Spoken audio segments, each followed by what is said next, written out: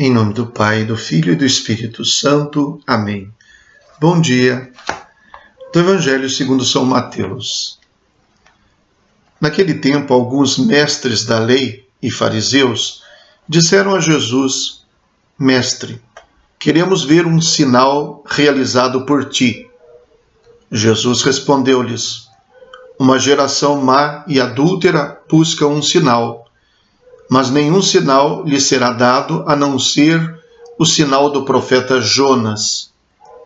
Com efeito, assim como Jonas esteve 3 dias e 3 noites no ventre da baleia, assim também o Filho do Homem estará 3 dias e 3 noites no seio da terra. No dia do juízo, os habitantes de Nínive se levantarão contra essa geração e a condenarão, porque se converteram diante da pregação de Jonas. E aqui está quem é maior do que Jonas. No dia do juízo, a rainha do sul se levantará contra essa geração e a condenará, porque veio dos confins da terra para ouvir a sabedoria de Salomão. E aqui está quem é maior do que Salomão. Palavra da salvação. Glória a vós, Senhor. Trata-se de um diálogo entre mestres da lei e fariseus, que procuram Jesus, então dialogam com ele. O chamam de mestre. É muito interessante que eles sejam mestres da lei. E Jesus não é mencionado como mestre da lei. Jesus é um mestre da vida. Jesus é um mestre do reino de Deus. Não sei se vocês já pensaram nisso, mas a gente procura muito mais do que pessoas que sejam bons teóricos. A gente procura muito mais pessoas que tenham alguma coisa na sua vida para dividir com a gente. Que sejam mestres porque viveram, porque estão vivendo, porque realmente tem alguma coisa para nos dizer que é verdadeiramente palavra e vida, e não somente teoria. Neste caso, a lei aqui representa uma teoria.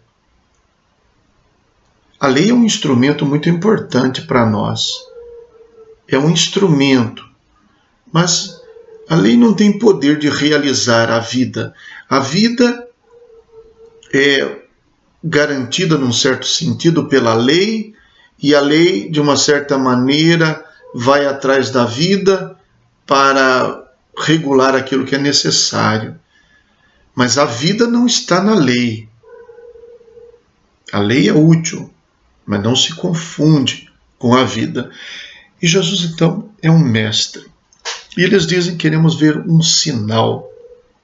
A palavra sinal aparece 4 vezes aqui, sendo que a primeira vez aparece nos lábios dos mestres da lei e dos fariseus, e das outras 3 vezes nos lábios de Jesus. Uma geração má e adúltera busca um sinal, mas nenhum sinal lhe será dado, a não ser o sinal do profeta Jonas. Então, ele apresenta como sinal uma comparação entre ele e o profeta Jonas. Depois vai mencionar também o rei Salomão, falando da sabedoria. Mas aqui o que mais importa, o que mais chama atenção é este sinal, o sinal de Jonas. Então, Jonas esteve 3 dias e 3 noites no ventre da baleia ou do peixe. Aqui menciona uma baleia, né? Assim também o Filho do Homem estará 3 dias e 3 noites no seio da terra. O que eles poderiam entender disso? Nada. Jesus ainda não tinha morrido, ainda não tinha sepultado e ainda não tinha ficado 3 dias no sepulcro. Então, este sinal era para eles um sinal aberto, que significa: Jonas teve uma história que aponta para Jesus. E Jesus é maior do que Jonas. Então, eles não têm que pedir um sinal para Jesus. eles precisam aprender a ler os sinais que Jesus dá. E o grande sinal, que será sua paixão, morte e ressurreição. Mas se eles já estão de antemão querendo dizer o que Jesus tem que fazer, dificilmente serão capazes de compreender o que Jesus fizer. De nada adianta se alguém nos entregar um livro. Eu quero ver um livro, se eu não souber ler aquele livro. Se aquele livro vier numa língua que eu não conheço. Então, a minha maior preocupação não é dizer qual é o sinal ou quando é que ele tem que fazer o sinal. Minha maior preocupação é ser capaz de me deixar tocar pelos sinais de Deus.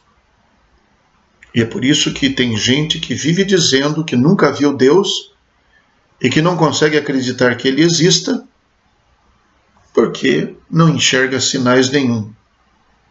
Ao lado de outras tantas pessoas que veem a mão de Deus em tudo, nas alegrias, nos sofrimentos, nas vitórias, nas derrotas, em tudo vê a mão de Deus. São pessoas que sabem enxergar os sinais. E voltando ao sinal de Jonas, Jesus faz aqui como que uma antecipação do juízo, embora ele diz que é no dia do juízo, não é agora. Assim como o sinal não será dado agora, o meu sinal, que será a comparação com o sinal de Jonas, então, no dia do juízo, os moradores de Nínive se levantarão contra esta geração, porque eles acreditaram em Jonas e vocês não acreditam em mim. Eu sou maior do que Jonas, e eles acreditaram em Jonas. Notem que o povo de Nínive, na época, constituía um povo pagão, não tem nada a ver com o povo de Israel. Era de se pensar que Deus nem devia se importar com aquele povo, como de fato Jonas também não queria se importar. Por isso ele fugiu. Ele ficou no ventre da baleia porque ele fugiu na direção contrária de Nínive. Deus mandou ir para cá, ele foi para lá. Porque ele não queria pregar para aquele povo. Povo pagão, povo que não tinha nada a ver com o povo de Israel. E aqui Jesus coloca o povo de Nínive como um povo exemplar. E isso para os mestres da lei e os fariseus do povo de Israel. Porque diz o texto do livro do profeta Jonas que Nínive era uma cidade grande e eram necessários 3 dias para atravessá-la. E Jonas, então, depois que não teve jeito, entrou para fazer a pregação. E notem que a pregação de Jonas não era convertei-vos, senão vocês serão destruídos. Não foi isso que Deus mandou dizer. Deus mandou avisar que mais 40 dias Nínive seria destruída. Ele foi um profeta que foi lá para anunciar a condenação do povo, e não para anunciar esperança, a possibilidade de uma redenção. Diz o texto que a cidade levava 3 dias para ser atravessada, mas que Jonas fez a pregação um dia só, dizendo que Nínive seria destruída, e que aquela notícia chegou aos ouvidos do rei, que proclamou por decreto que eles iriam todos, até os animais, iam fazer penitência, iam se cobrir de cinzas, se sentar em cima de sacos de cinzas, e iam fazer penitência para mostrar que estavam arrependidos e diziam, quem sabe Deus não se arrepende, quem sabe Deus não nos perdoa. E foi isso que aconteceu. Um povo que recebeu uma profecia de condenação, não de misericórdia, não de esperança, um povo que não precisou nem mesmo ser completamente atingido pela profecia, porque se ele percorreu só um dia e a notícia se espalhou, então é porque o povo de Nínive praticamente se transformou em profetas. Eles passaram a espalhar a notícia. E aqui Jesus diz, olha, vocês têm tudo, vocês têm a profecia, vocês têm a promessa, vocês têm os profetas, e agora vocês têm um Messias e não são capazes de se arrepender. Seria de nós pensarmos a nosso respeito. Nós somos uma geração má e adúltera, porque somos indiferentes aos sinais que Deus nos dá hoje? Seríamos nós passíveis de, numa comparação com outros povos e outras gerações, merecermos uma repreensão e dizer: vocês receberam tanto e não souberam reconhecer? Sinais não faltaram, vocês é que não souberam ler. E pessoalmente, eu sou capaz de pensar nisso. Quais os sinais que Deus fez na minha vida? Eu consegui perceber que são sinais de Deus?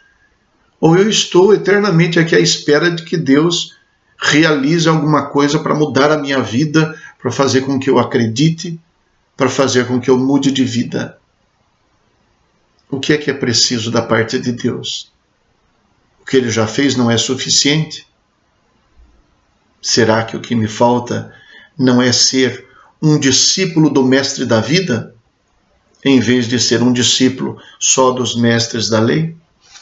Rezemos.